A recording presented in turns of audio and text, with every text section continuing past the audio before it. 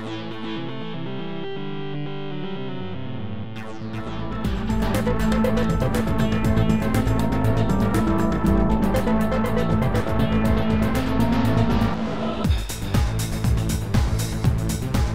everyone, and welcome back to Pause Mode. I am, of course, Jason from GameRave.com.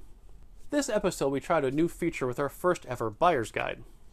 Our system of choice is the Sega Saturn, but rather than make it a general guide, we wanted to focus on one of the system's biggest strengths and easiest angles of attack: fighting games.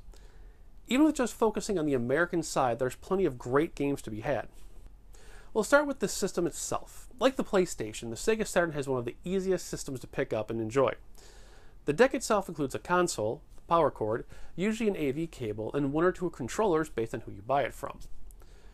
There are actually two models of the Sega Saturn: the original oval model that came with a US designed controller, and then the later circle button system that included the Japanese style controller. I've had the latter for almost 20 years without any issues, and I do prefer the Japanese style controller over the American because the D-pad is so much more comfortable for fighting games, especially with the buyer's guide. With this base setup, there's only two real other accessories you'll need for sure: a battery backup cartridge for external save data, safekeeping, and then a CR2032. The battery is needed to maintain the onboard memory for the time clock, game save data, and system settings. If that goes out, however, all of your save data goes bye-bye. The backup cartridge is a lifesaver if something happens to that internal memory, which, truth be told, wasn't that much to begin with anyway. Systems average for about $75 used, so using our patented math equation and the average cost of fighting games, that means we need about 3 games to justify the system purchase. That, my pugilistic friends, is going to be a piece of cake. Taking a general overview, the Sega Saturn has some pretty fine fighting games in its short lifespan, while having a few superior versions when compared to the PlayStation. The Western Front is set in 3 camps: Sega, Capcom, and Midway, with a few straggling developers behind them. We'll focus on the best offerings for the purpose of this guide. Sega offers you a ton of great arcade ports with Virtua Fighter 1 and 2, Fighting Vipers, Last Bronx, the Comical Fighters Mega Mix, and more. The latter is essentially Sega's King of Fighters, as it brings together fighters from Fighting Vipers and Virtua Fighter as guest characters. If you're looking for the cheapest way in, the Virtua Fighter can be had for dirt cheap, especially if you got the 3-game pack that has VF2, Virtua Cop, and Daytona with it as an added bonus. For their titles, Mega Mix, Last Bronx, and Fighting Vipers are all in the $20 to $30 range, so if you're looking for a bit more substance and bang for your buck, I'd skip the Virtua Fighters and dive right into Mega Mix. Sega also has Golden Axe the Duel, but for some reason that game is currently going for $70. Midway, and by proxy Acclaim, are the sort of odd man out here.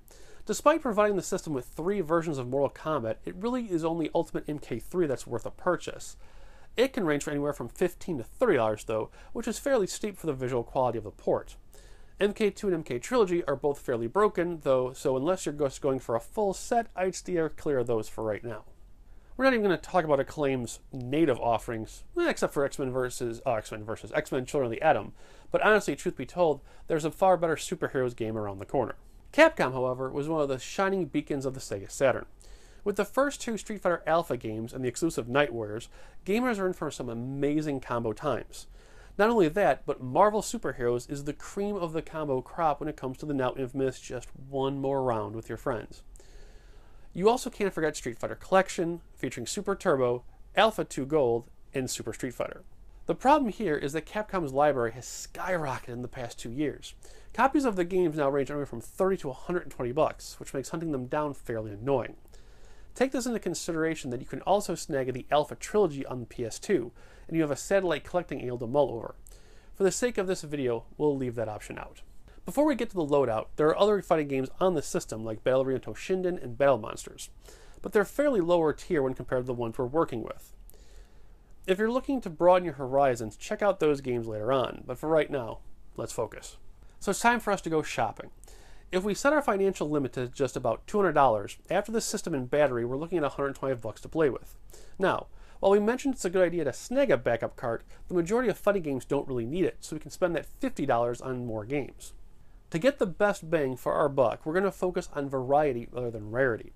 With the $125 we have left to spend, we'll snag Fighters Megamix and Last Bronx for $25 a piece, $30 for Ultimate MK3, Night Warriors for $30, and then Street Fighter Alpha 1 for $15. This way you have access to all 3 companies' high-profile games And while you're playing Street Fighter Alpha 1, you can keep saving your pennies to afford Alpha 2.